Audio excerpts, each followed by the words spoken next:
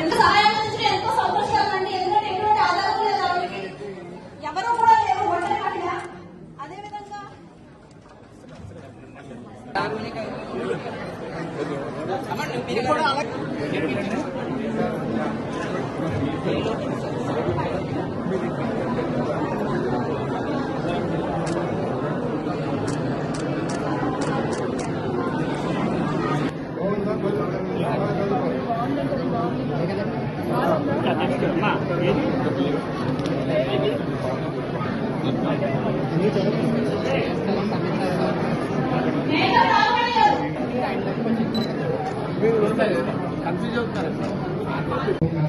ముందు సాగితే అభివృద్ధి సాధ్యమవుతుందనేది లక్ష్యం.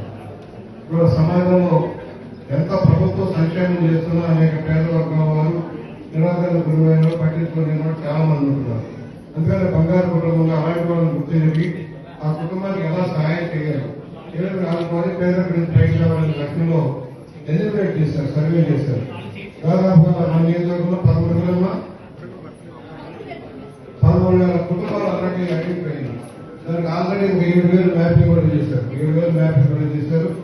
దాంట్లో మనం చాలా ఖర్చు పెడతాం, చాలా ఆడంబరాలు ఖర్చు పెడతాం, పెళ్లికి పేరకాలకి ఖర్చు పెడతాం, ఉత్సవాలకు భారీగా ఖర్చు పెడతాం, గుడికి గోపురాలకు అమ్మవారికి లేదంటే భారీ ఖర్చు పెడతాం.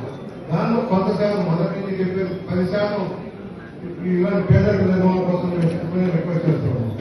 ఒక్కొక్కసారి కోట్ల రూపాయలు ఖర్చు పెడతారు పెళ్లికి ఆడంబరంగా. ఒక 10% భోజనాలు పెడతాం. ఎంతో ఉదాహరణ మనకు తెలుసు. 1000 మంది భోజనాలు తయారు చేస్తే 200 మంది 200 మంది పక్కన మారేస్తారు. ఆ 200 మంది కూడా సేవ చేసుకొని 10 మంది సాయం చేయగలిగితే ఉన్నవాళ్ళం కట్టుకోము. మన మొదటి నుంచి చెప్తాను, మనం వచ్చేటప్పుడు ఏమి కూర్చోరావు, నేల మీద పడ్డప్పుడు ఏమి కాదు, పోయేటప్పుడు ఏం పట్టుకో, మధ్యలోనే ఏదో ఏదో సాధిద్దాం ఎంత పైన పదులు చేసుకోవాలి. వేల కోట్లు ఉన్నాడు తినేదే, నువ్వు నేను పేదవాడు తినేది. ఆయన గది దగ్గర మనం కొంచెం పోయాలని నేను అందరి తేడా పెద్ద తేడా రాదు. కనుక పేదలకు సాయం చేసే లెక్కలు ఉండాలి. మనం ఐడెంటిఫై చేసినప్పుడు వారి కుటుంబం ఏంటి, ఎవరు పేదవాళ్ళు చేస్తారు, ₹1,00,000 ఇచ్చేస్తారు కాదు, మనం ఎలా పైకి కావాలి, ఆ కుటుంబ సమస్య ఇల్లు ఉందా లేదా, కాకపోతే ఇల్లు కేటాయం చేయడం. అలాగే వారి విద్య చదువుకున్న పెట్టుకున్నారు. ఇప్పుడు ప్రభుత్వం తల్లి వందలు ఇస్తుంది ₹15,000. నేను తెలుగు స్కూల్లో చెప్తాను, టీచర్గా చెప్తాను, చైతన్యాలు చెప్తాను, డబ్బు లేకపోతే సరైన కాదు. ప్రభుత్వ పాఠశాలలు కళాశాలలు బాగా ఉన్నాయి. ఉదాహరణకి మన పాఠశాల ఉంది, మంచి రిజల్ట్ వస్తుంది. మన పాఠశాలకు మానేసి కాన్వెంట్ పంపిస్తున్నాం. అంగన్వాడీ కేంద్రాల్లో పౌష్టికాహారం బాగా ఇస్తున్నారు. పౌష్టికాహారం ఇస్తుంటే కాన్వెంట్కి పంపిస్తాను, నర్సరీకి పంపిస్తారని ఆన్లైన్ పంపిస్తా ఉన్నారు. ఎందుకు అంగన్వాడీ కేంద్రాలు పెట్టింది? కేంద్ర రాష్ట్ర ప్రభుత్వాలు భారీ వాళ్ళు ఖర్చు పెడతా ఉన్నాయి.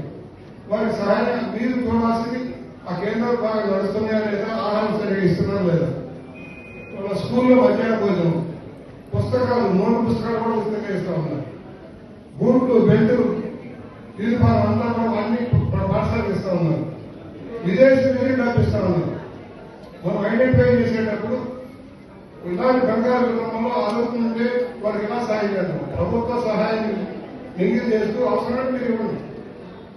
వల్ల వచ్చే ఆ స్మోక్ వల్ల మన బాడీలో ఇన్ఫ్లమేషన్ పెరిగి మనందరికి క్యాన్సర్ వస్తుంది.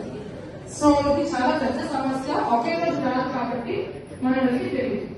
సో మనందరికీ ఒకే రోజు రాదు, ఎప్పుడో 50,000 వస్తుంది, 50,000 30,000 40,000 వస్తే ఆళ్ళ టైం కాలేదు లేదంటే ఇంకోటి ఏదైనా అనుకుంటుంది. ఇది పెద్ద పబ్లిక్ హెల్త్ క్రైసిస్.